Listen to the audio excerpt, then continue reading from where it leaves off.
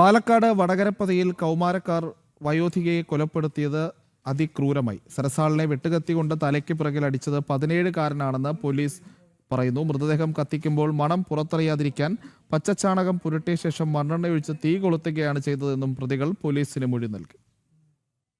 വെറും 2 ഗ്രാം തൂക്കം വരുന്ന സ്വർണ്ണ മൂക്കുത്തിക്കായി 66 വയസ്സുകാരി സരസാളിനെ അയൽവാസികളായ യുവാക്കൾ കൊലപ്പെടുത്തിയത് അതിദാരുണമായാണ്.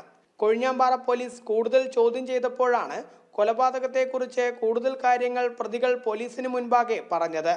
17 വയസ്സുകാരനാണ് വെട്ടുകത്തി കൊണ്ട് സരസാളിന്റെ തലയ്ക്ക് പുറകിൽ അടിച്ചത്.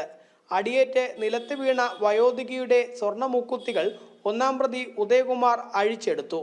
തുടർന്ന് മരണം ഉറപ്പാക്കാൻ കഴുത്തിൽ ആഞ്ഞ് ചവിട്ടി. ശേഷം ഇരുവരും ചേർന്ന് മൃതദേഹം കത്തിക്കുമ്പോൾ മണം പുറത്തറിയാതിരിക്കാൻ പച്ചച്ചാണകം പുരട്ടിയ ശേഷം മണ്ണെണ്ണ ഒഴിച്ച് തീ കൊളുത്തുകയായിരുന്നു. സംഭവത്തിൽ 17-കാരന് പങ്കുണ്ടോ എന്ന് ആദ്യം പോലീസിന് സംശയമുണ്ടായിരുന്നെങ്കിലും കൂടുതൽ ചോദ്യം ചെയ്യലിൽ പ്രതി കുറ്റം സമ്മതിച്ചു.